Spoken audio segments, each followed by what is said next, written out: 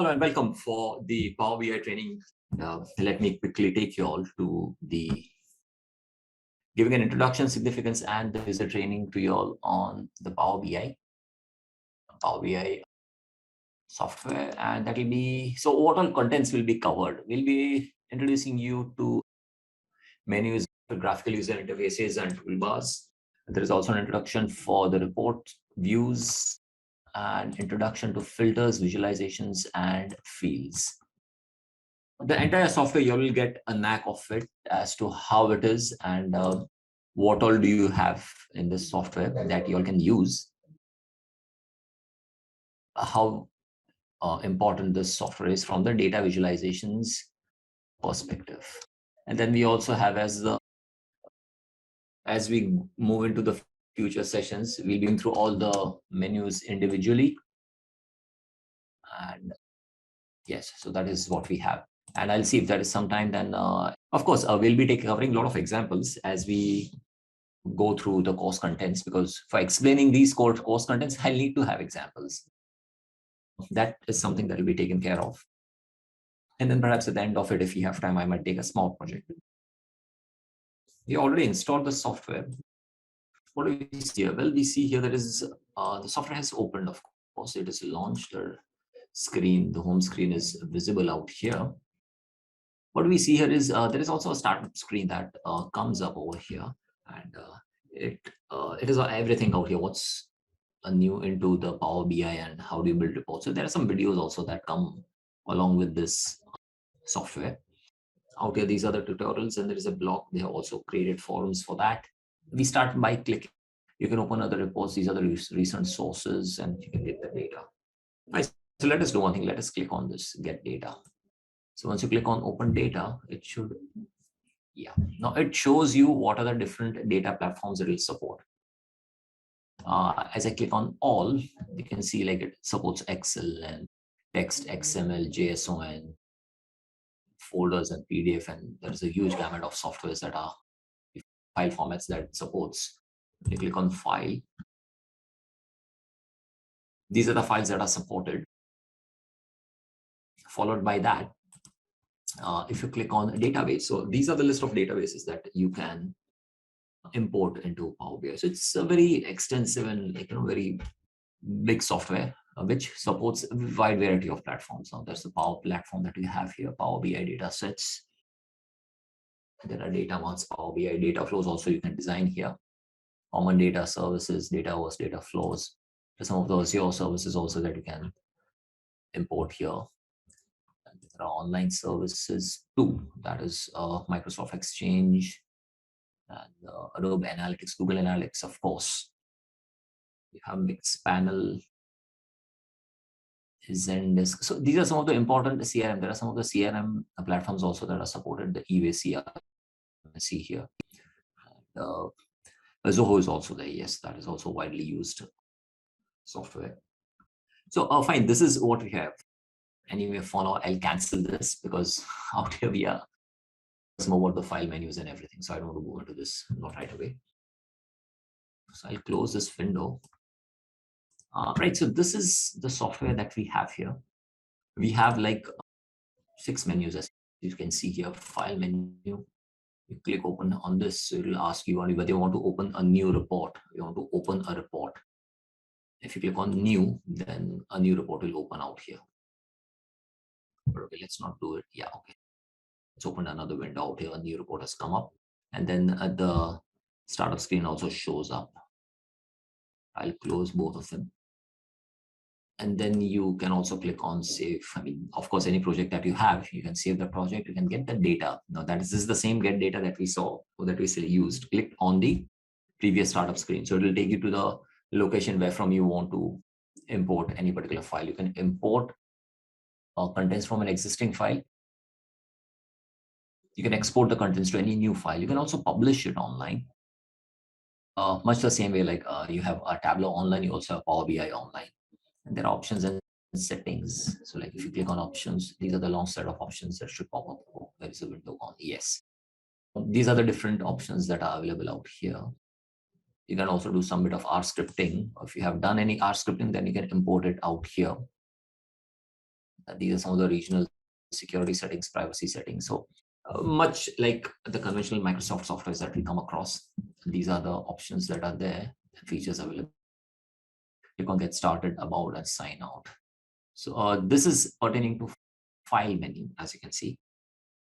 If I click on home, so this on home page, you can see there is a wider spread on home page and on modeling. Okay, out here, yes, out here on the modeling page also, there is a lot of features, additional features that will come up. If you click on home and you click on transform data, so there is another Power Query editor feature that comes up, and the entire window is out here. So you can use these set of features also.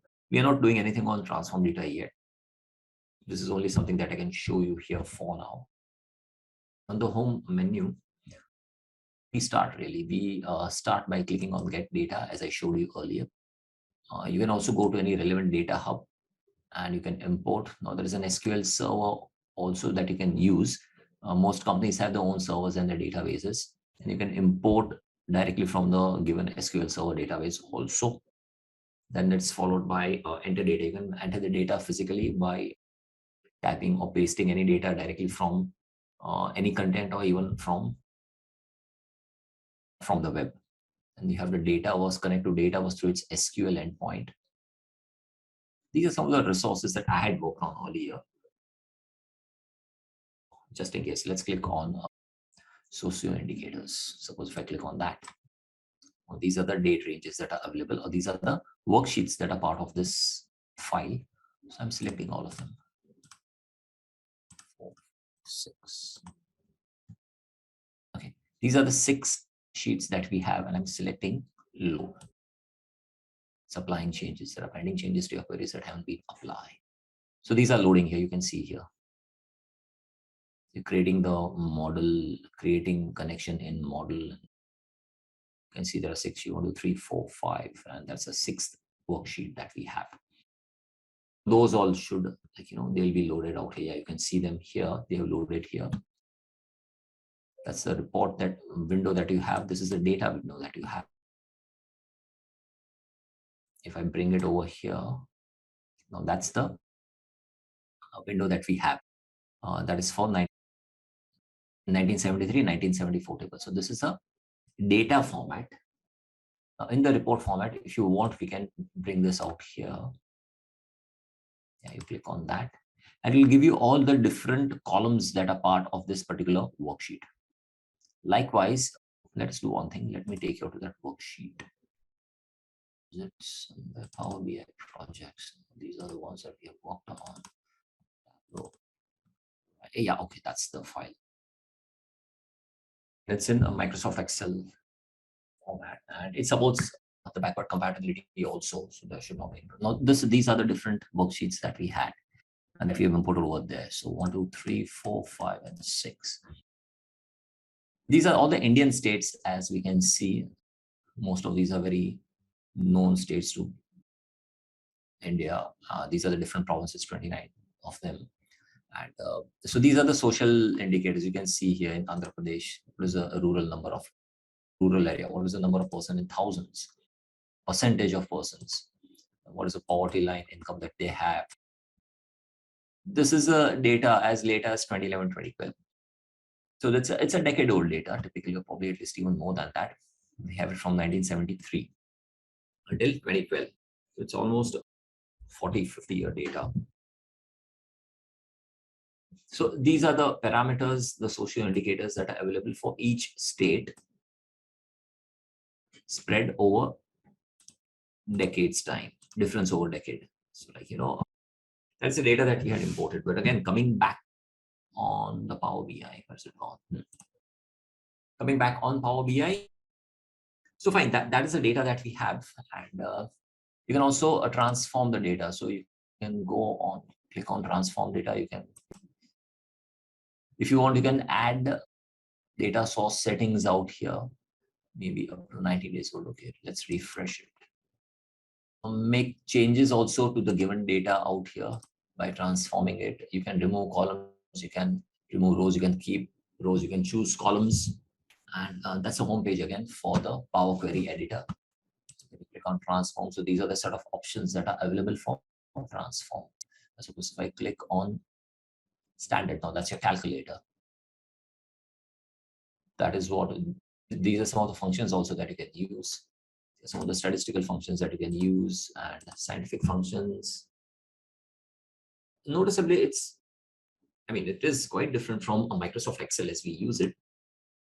The overall logic that you can use on some points is almost equivalent to Microsoft Excel. You can also perform the transpose functions, transpose, reverse rows, count rows.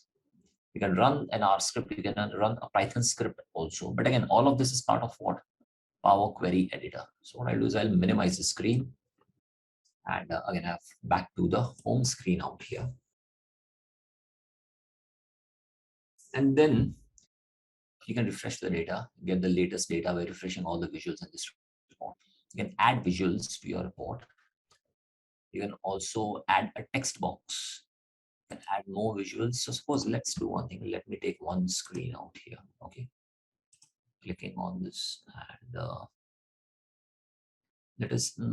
I don't want this column. I'm selecting this 2, 3, 4, 5, and 6.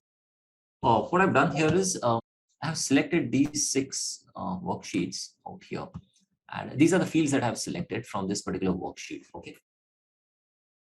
These are the different visualizations. Now, if you click on this, it'll, if you take the cursor on this mouse cursor, it will show you which kind of chart is that. That is a stacked bar chart. It's a stacked column chart. That's a clustered column chart. And then you also have the donut charts and pie charts, R script visuals, Python script visuals. So these are the different set of charts that are available to us. Fine. So let's select. Let us see. Okay. There's nothing that we're able to see here. So what I'll do is I'll deselect some of these. These are the charts that are available out here in the visualizations. In the fields, you can see that there are, these are the worksheets that are available. Fine, so let's come to this a little later. These are the filters and slicers. If you click on these 3 dots, it will give you more options. So if you want, you can export this data. You can also show it as a table. You can remove it. Suppose if I click on show as a table. So that is how it shows you in the table. We don't need to go into any access yet. I'm not going to do all that. I'm more interested in getting y'all understanding the different menus. We can select the y-axis, of course, but I'll come to all that a little later. Out here again, where was this?